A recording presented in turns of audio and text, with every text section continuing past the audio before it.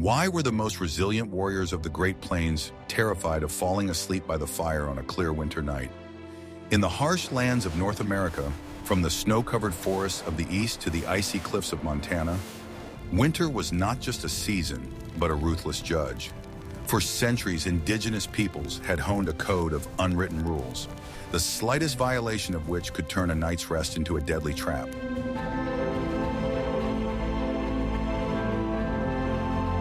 Watch the video to the end to learn how one mistake in choosing firewood could cost the entire camp their lives, and why the Lakota Indians considered excessive heat to be their main enemy in the fight against the cold. First, I will reveal a secret that completely changes the perception of winter survival on the prairies. Native Americans knew that in severe frost, the most dangerous thing was not a blizzard, but a deceptively quiet and clear night. At such times, the earth gives off its last warmth into the open sky, and the temperature drops to levels at which metal breaks like glass. The Cheyenne Indians called this time the period of cracking trees, when the forest was filled with sounds like gunshots. Survival on such a night depended not on muscle strength, but on an understanding of the physics of heat exchange hidden behind legends about spirits. The main rule was to keep the body completely dry before the sun disappeared below the horizon. The slightest moisture on the skin from sweat turned into an icy shell at dusk, which began to suck the life out of a person immediately after sunset. Experienced hunters never went to bed in the clothes they had been actively moving around in during the day. They knew that the moisture accumulated in the fibers of the skins would freeze and deprive the clothes of their insulating properties. Changing clothes in an icy teepee was a painful but necessary procedure that was never skipped. To insulate themselves from the frozen ground, they used layers of spruce branches covered with thick bison skins, with the wool always facing inward. The air trapped between the hairs of the fur created the necessary barrier between the warmth of the human body and the permafrost. Without this layer, no amount of fires could save a person from hypothermia from below. The rules for spending the night were passed down from the elders to the young as sacred dogma that was not open to discussion. Violating the rules of preparation for the night was considered not just foolishness, but a form of slow suicide that endangered the entire tribe. In these harsh conditions, discipline was the only shield separating the living from the frozen shadows of the past. How do you think modern people, accustomed to central heating, would be able to endure even one such night according to the rules of their ancestors? Share your opinion in the comments. It is very important for us to know your point of view. And be sure to subscribe to the channel so you don't miss out on unique research into the lives of ancient peoples. Want to know the truth about why Native Americans never built large fires inside their dwellings? Contrary to Hollywood movies, the fire in a Lakota or Arapaho winter teepee was tiny, no larger than 2 cupped hands. A huge flame was considered a sign of inexperience and an imminent threat to all inhabitants of the leather cone. A large fire created too strong a draft, which instantly sucked warm air out through the smoke hole, replacing it with icy gusts from below. A small, steady fire allowed a constant temperature to be maintained, sufficient to prevent the water in the kettle from turning to ice. In addition, excessive heat caused people to sweat under their fur blankets, which was deadly dangerous. If the fire accidentally went out in the early morning, wet skin would cause instant frostbite. There was a strict rule to use only old wood, which burned without sparks or smoke. An accidental spark falling on dry bison hide or a bed of grass could turn a teepee into a fire trap in seconds. On winter nights, sleep was light, and the person on fire watch changed every few hours to monitor the flames. Native forest dwellers, such as the Iroquois, used a system of several hearths located along a central line in their longhouses. This created a thermal corridor that kept the interior warm even in the most severe frosts. Each hearth served 2 families, and responsibility for the fire was a collective duty. Special attention was paid to ventilation to avoid the accumulation of carbon monoxide, which could kill sleeping people unnoticed. The valves of the Tipi were adjusted depending on the direction of the wind, creating an ideal balance between oxygen supply and heat retention. The ability to tune one's home was as important a skill as the ability to hunt. In the next chapter, you will learn how Native Americans used snow as a blanket and why it was considered the ultimate survival skill. Guess what happened next when the tribes faced the Great Blizzard of 1813? What I am about to show you contradicts the common sense of the average person, but it saved thousands of lives in the subarctic forests. The Cree and Athabascan peoples knew the secret of the snow cocoon, which allowed them to survive in the forest even without a tipi or tent. While white people perceived snow as an enemy, Native Americans saw it as the best insulating material. However, there was one ironclad rule: never lie down in the snow without a waterproof barrier. Snow consists of ice crystals and air, and it is the air inside the snowdrift that is an excellent insulator. The Indians built temporary shelters by piling up a huge mound of snow and letting it freeze in the cold. After that, they dug out a cavity inside, creating a kind of natural thermos where the temperature was significantly higher than outside. The main prohibition in such a shelter was the use of open fire inside the snow cave. The slightest melting of the vault led to wet clothes and subsequent death from cold. The only permissible source of heat inside the igloo-like shelter was human breath and a small oil lamp. To enter such a shelter, a small threshold was always made, which was below the level of the sleeping place. This allowed cold, heavy air to flow into the pit, leaving a warm space above for the sleeper. This physical law was known to indigenous peoples long before the advent of textbooks. If a hunter found himself in the forest without tools, he used fallen trees covered with snow as natural frames. He created an air gap between himself and the snow using a thick layer of pine branches. It was important to prevent skin contact with the condensation that inevitably forms when breathing. Like this video if you are amazed at how deeply ancient peoples understood the laws of nature without any instruments. Guess how long it would take a modern person to understand why Native Americans ate the fattest piece of meat right before bed? Winter survival required a tremendous amount of energy, and Native Americans understood the metabolic process as an internal fire. The rule was, never go to bed on an empty stomach, even if food supplies are running low. Bison or deer fat served as slow fuel that warmed the body from the inside throughout the night. Pemmican, a concentrated mixture of dried meat and fat, was the ideal food for winter journeys. A handful of this mixture, eaten before crawling under the skins, triggered the process of thermogenesis. The body spent hours digesting heavy food, releasing the heat necessary to maintain internal temperature. Another strict rule was not to consume snow instead of water at night. Melting snow in the mouth took away precious heat from the body, which could be crucial for survival. The Indians always melted ice or snow in pots so that they would only drink warm liquid. In the camps of the Great Plains, the evening meal was a ritual of heat accumulation. The elders made sure that every hunter received his share of bone marrow or fat. It was not just food, but a guarantee that a person would wake up the next morning. Those who disregarded this rule and went to bed hungry risked falling into a deep lethargy of hypothermia. Getting up in the morning became almost impossible for such people due to a lack of energy to warm up their muscles. Strength of spirit was useless if there was no fuel left in the body's furnace. What do you think would be a more effective diet in the forest? Modern sports food or traditional pemmican?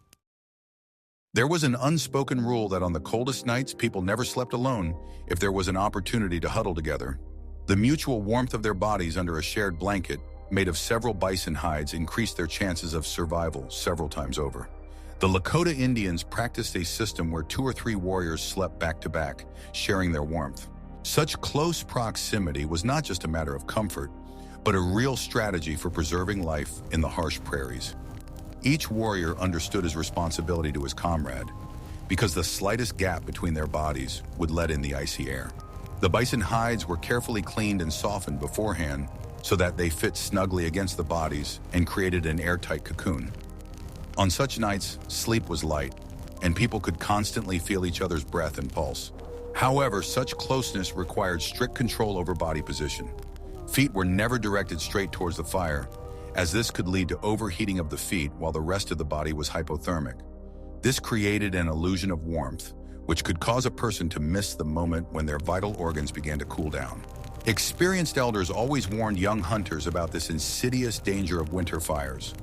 Blood flowed from the extremities to the heart and lungs, trying to keep them working in extreme cold. If the feet were excessively warm, the body was deceived and ceased to distribute internal resources effectively. As a result, a person could fall asleep in a false sense of security and never wake up from internal hypothermia. In the longhouses of the Iroquois, Families slept on raised platforms to stay above the cold air that settled on the floor. This also protected them from the drafts that inevitably penetrated through the entrances. The order in which people slept on the bunks was strictly regulated by age and status, but always with maximum heat conservation in mind. Frozen moisture on the fur was the main enemy, as ice began to take away body heat even faster. If the fur got wet inside, it lost its insulating properties and became heavy and cold. The Indians learned to breathe evenly and calmly, directing their exhalations strictly away from the shelter. This required a certain amount of discipline, even during deep sleep, in order to keep the bed dry until morning. Lone hunters, far from their tribe, sought shelter among dense coniferous trees. They knew that the crown of a spruce tree traps snow and creates a natural zone of silence where the wind does not blow away the heat as strongly. But even there, they tried to stay connected to the world, waking up periodically to check the sensitivity of their fingers. They dug small depressions in the snow directly under the branches, using the snow as additional insulation. Inside such a temporary bed, the hunter laid pine branches to insulate his body from the frozen ground. It was important not to fall into too deep a sleep, which could turn into unconsciousness due to low temperatures. Periodic awakenings were necessary to rub the limbs and ensure normal blood circulation. Collective survival was the basis of the culture, and winter nights only strengthened these bonds. Loneliness in winter was perceived as a death sentence, and only extreme necessity forced people to spend the night without their tribesmen. Everyone understood that the life of their neighbor directly depended on their own warmth. People were accustomed to sharing all the hardships of the cold season together, perceiving each member of the community as part of a single organism. The morning awakening of all members of the tribe was a small victory over the harsh nature. These traditions of mutual aid were passed down from generation to generation as the most valuable knowledge about life. Caring for the warmth of one's neighbor ensured that the entire tribe would be able to wait for the first spring grass to appear. What if I told you that everything you believed about heating tents is not entirely correct compared to the methods of the Comanches? These warriors of the southern plains, sometimes facing northern frosts, used the hot stones technique. Before going to sleep, they would place several large river boulders in the fire to heat them up well, but not to red hot. These stones were then wrapped in pieces of old leather and placed at the feet or along the spine of the sleepers. This method allowed them to maintain a stable temperature under the blankets for 4 to 5 hours after the fire in the hearth had died down. It was important to choose the right type of stone, as porous rocks could explode in the fire due to the expansion of moisture inside. The Indians knew the properties of each stone in their area and passed this knowledge on to their children.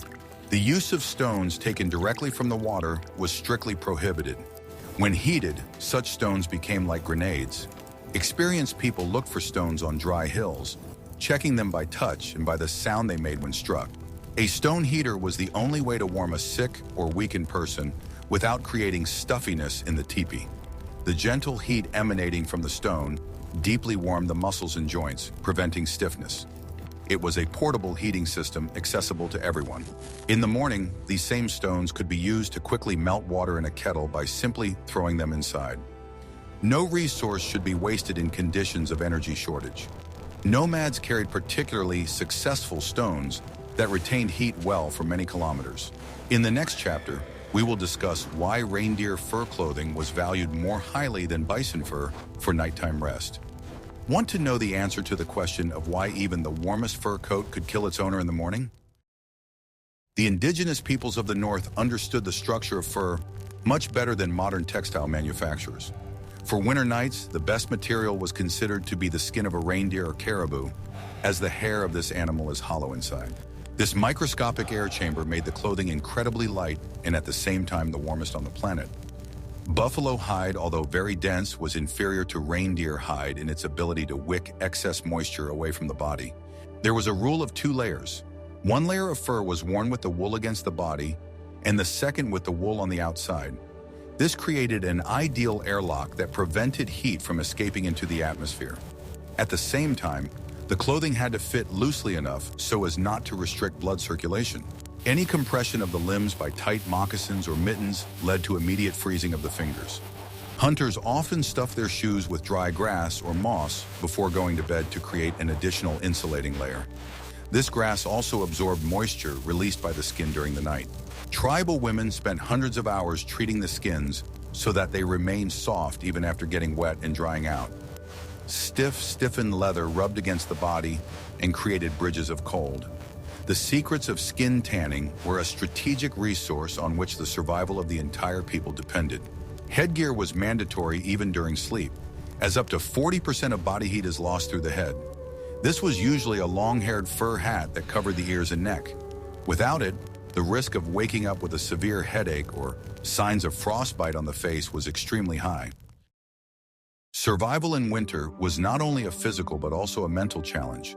Native Americans had a concept of death sleep, when a person stopped fighting and succumbed to a pleasant feeling of warmth that heralded death. To avoid this, tribes had a culture of intermittent sleep. This state of deceptive comfort occurred at the moment of most severe hypothermia. When the body lost too much energy, the brain began to send the signals of false warmth and peace. The Indians knew that if a hunter suddenly felt hot in the cold and wanted to undress or just lie down to rest, it meant that the end was near. Therefore, every warrior trained his will not to succumb to this deadly temptation and to continue moving or staying awake. People trained themselves to wake up several times a night to move their fingers and toes, check on their neighbor, and throw wood on the fire. Complete immobility for 8 hours was considered a dangerous luxury. Old people often told stories about those who had gone to the land of eternal summer because they had fallen asleep too deeply. This routine helped maintain proper blood circulation and prevented blood from pooling in the extremities. Checking on one's neighbor was a mandatory ritual, as a person could begin to freeze without even realizing it in their sleep. A light touch or whisper helped to ensure that all family members were alive and conscious. The rhythm of life in the winter camp was completely subordinated to the need for constant monitoring of one's condition. Dreams were given special significance. If a person saw fire or summer in a dream, it was considered a good sign, indicating the strength of their inner spirit. If they dreamed of ice and cold, it was a warning that the body was losing too much energy and needed to be warmed up immediately. Dreams were perceived as a direct connection to the state of a person's body and soul.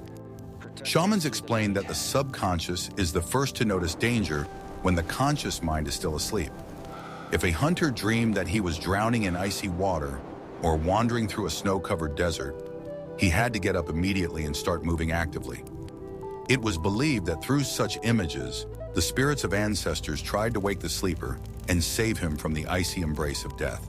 From an early age, children learned to recognize the signs of frostbite on each other's faces. White spots on the cheeks or nose were a signal to immediately warm the skin with warm hands. Rubbing frost-bitten areas with snow was strictly forbidden, as ice crystals damaged the skin. Instead, dry heat was used. The children played special games where they had to pay close attention to their companion's appearance. This developed their powers of observation, which later saved their lives on real expeditions. Instead of rubbing the skin roughly with snow, which only aggravated the injury, the Indians applied their palms or warm fur to the white skin. They understood that gentle and gradual warming was much more effective in restoring damaged tissue and maintaining skin health. Night watches by the hearth were a time for quiet prayers and reflection. The watchman was the guardian not only of the fire, but also of the spirit of the tribe. He made sure that the atmosphere in the dwelling remained calm, as fear and panic caused the heart to beat faster and consume the body's resources more quickly. The quiet whisper of lullabies or ancient legends helped maintain a sense of security and comfort in the house. The guard listened attentively to the sounds of his tribesmen's sleep, distinguishing the slightest changes in their breathing. His duties included not only keeping the fire burning, but also maintaining the mental balance of all those asleep. As long as the fire burned and the guard remained awake, the tribe felt protected from the cold darkness that reigned outside their dwelling. Choosing a place for winter camp was an art that was practiced long before the first cold weather set in. The nomads of the plains sought out deep ravines or river valleys that were sheltered from the prevailing winds. Wind was the main catalyst for cold, turning moderate frost into a deadly force. Tipis were placed in a circle, creating an inner courtyard protected by the dwellings themselves. The entrance to each tipi always faced east, toward the rising sun, but in winter it was additionally protected by special vestibules made of animal skins. This prevented cold air from entering directly when entering and exiting. The walls of the teepee were covered with snow or earth at the bottom to prevent drafts at floor level. An additional canopy was often installed inside, which created an air gap between the outer wall and the living space. This simple device allowed the temperature inside to be raised by 10 to 15 degrees. Horses were kept close to the camp in winter, sometimes even in special pens between the teepees.